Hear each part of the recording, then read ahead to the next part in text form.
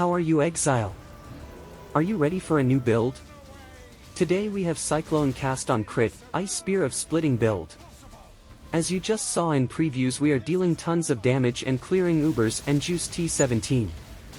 Let's have a look at build ratings.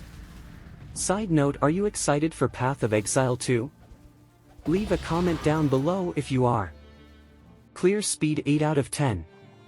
Bossing 10 out of 10. Affordability 4 out of 10. Survivability 6 out of 10. Our build clears all the content including Uber bosses and T17 pretty fast.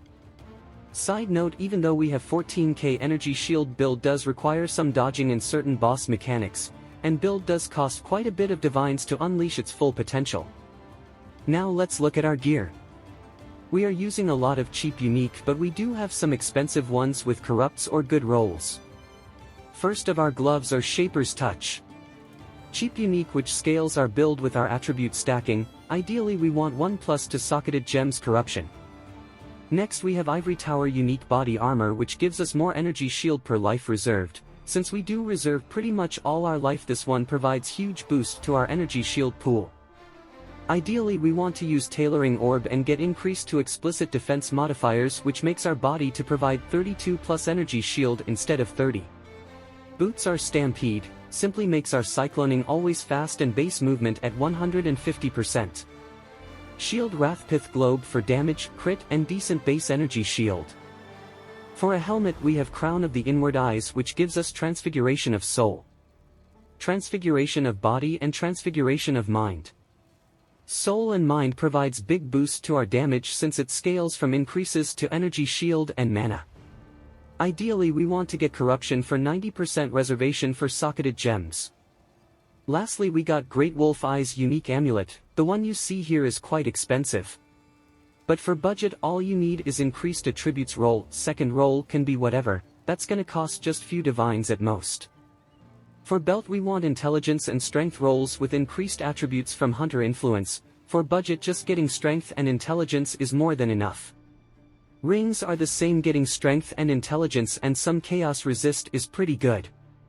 If you have budget, getting high roll helical ring with Calandra's touch will make your build even stronger. Lastly we are using coruscating elixir with the Trader Keystone, which makes us gain 4 flask charges for every empty flask. This allows us to upkeep our flask 100% of the time. For this keystone you need Timeless Jewel. All the detailed gear is gonna be in POB. Now let's move to Ascendancy. We are playing Templar Inquisitor. For our choices we start with Righteous Providence, which increases our critical strike chance per lowest attribute. This one is the critical node for us, which allows us to have 100% crit chance later on. Cruel and Merciless Labyrinth we pick Instruments of Virtue, which gives us Battlemage, which adds our weapon damage to our damage, and since we use Energy Blade we have tons of added lightning damage. Merciless Lab we pick Inevitable Judgment. It gives our critical strikes penetration for early game, and later on it ignores element resistance, providing us with huge boost to our damage. Lastly for Uber Lab we take Augury of Penance. It provides us with some damage mitigation. With this we gonna wrap our video. For passive tree and all detailed gear please check our POB, and as always if you have some questions leave a comment down below, I'll do my best to answer it. Thank you so much for watching and I hope to see you on the next build. Leave a like and comment down below. For now enjoy T17 clear.